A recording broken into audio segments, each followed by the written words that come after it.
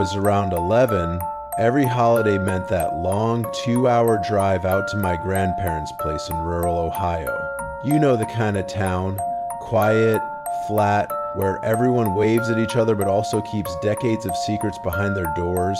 Their house sat at the end of a dead-end street, old wood siding, paint peeling, surrounded by these big, empty yards that always felt a little too quiet after dark. My aunt and uncle lived 2 houses down, and between them was that one place we all hated walking past. The house that belonged to her. We never knew her name. Everyone just called her the Chain Woman.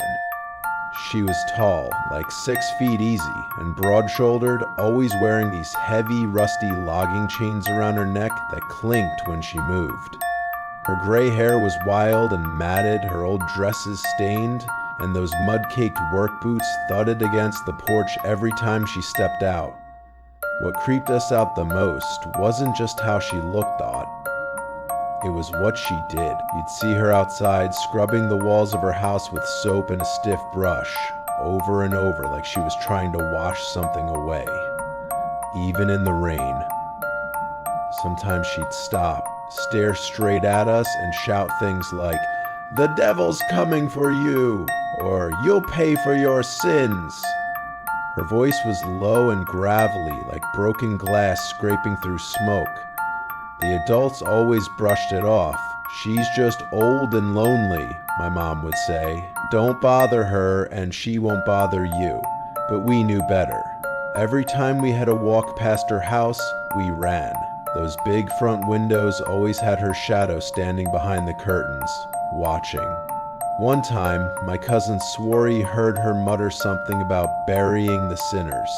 We tried to laugh it off later, but none of us ever walked by that house alone again. That Halloween night still burns in my memory like a scar. The air was cold enough to sting your nose, and the moon hung low, half hidden behind thin clouds. Every step down that cracked sidewalk felt louder than it should have. We were just kids, right? We were supposed to be laughing, stuffing our bags with candy, not creeping toward the one house everyone warned us about. The closer we got, the quieter it got. Even the wind seemed to stop.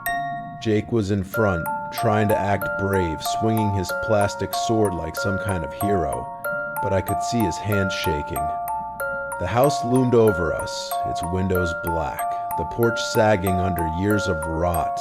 Sarah whispered, "Maybe she's not home." But before anyone could agree, Jake jabbed the doorbell. The sound echoed through the house like a scream swallowed by silence. Then, from inside, came a sound that made my stomach twist. Got chains dragging across the floor, metal clanking on wood. The door groaned open, just a few inches at first, then wider. There she was, the chain lady. Taller than I remembered, eyes sunken deep into her skull, that wild gray hair framing her face like smoke. The smell hit me first. Damp, earthy, like something freshly dug up. Her dress was torn, stained dark in patches, and those heavy chains around her neck looked almost fused into her skin. Then I saw what she was holding. It dangled from her hand, limp, slick with something thick and dark. A head. A human head. Or at least it looked like one. The eyes were open, unfocused, the mouth frozen mid-scream. I couldn't breathe. For a second, I thought my heart stopped. She lifted it slightly, her lips curling into a grin that didn't look human, and whispered, "Looking for candy?" That was it. We lost it. Screaming, tripping, falling over each other, sprinting back down the street like the devil himself was chasing us. When we burst into my grandparents' house, shaking and sobbing, the adults just laughed. "You kids and your imaginations," my uncle said. But I swear to you, when I looked out the window later that night, I saw her standing at the end of the driveway, that same faint grin on her face. The porch light behind her was still off. About a month later, just after Thanksgiving, everything felt normal again. Until that night. The phone rang close to midnight. I was half asleep when I heard my mom's voice trembling, my dad whispering something I couldn't catch, then silence. The next morning, they sat me down at the kitchen table. Dad's face was pale. "Something happened at your aunt's," he said quietly.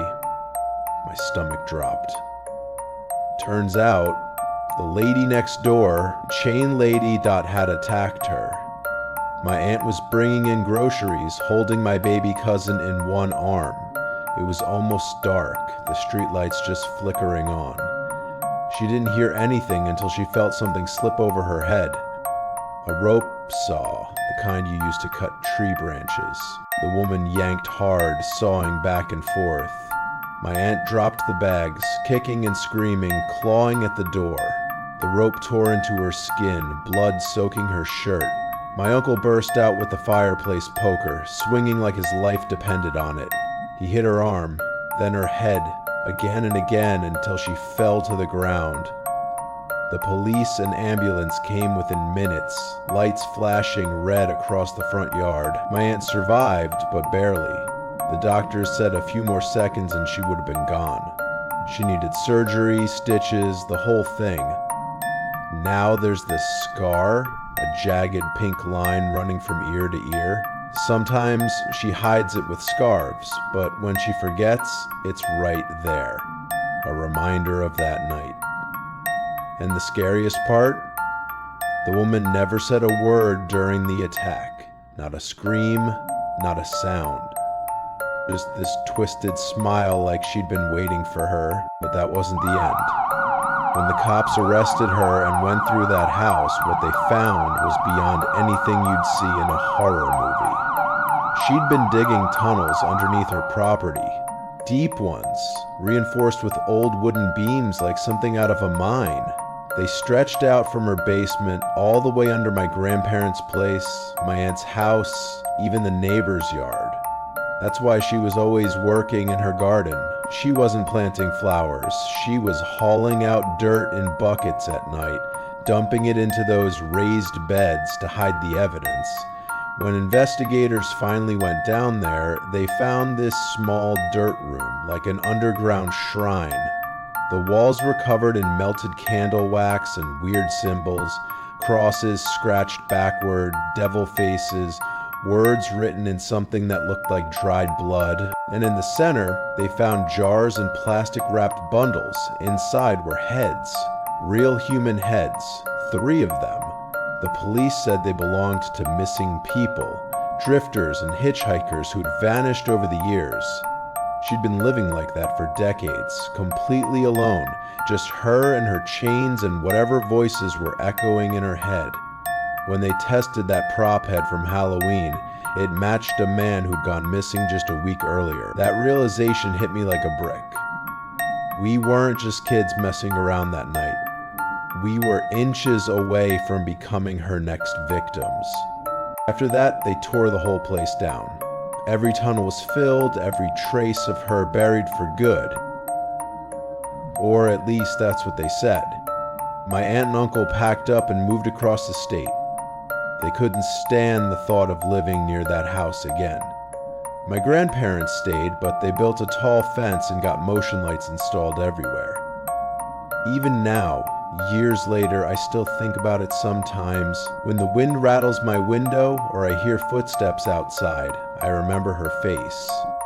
That blank, hollow stare from behind the glass. And it makes me wonder, how many other people like her are out there right now? The quiet ones. The ones who smile at you from across the street but hide something much darker inside their homes. Next time you walk past your neighbor's house late at night, take a second look. You never really know what's going on behind those curtains. Anyway, that's one story that still keeps me up sometimes. But if you thought this one was disturbing, wait until you hear the next. It's even stranger. And yes, 100% true. So if you haven't already, make sure to hit subscribe and check out my next video where I'll share another real Halloween horror story that'll make you double lock your doors tonight. And hey, what about you? Have you ever had a creepy neighbor or a weird Halloween encounter? Drop your story in the comments below. I'd love to hear it.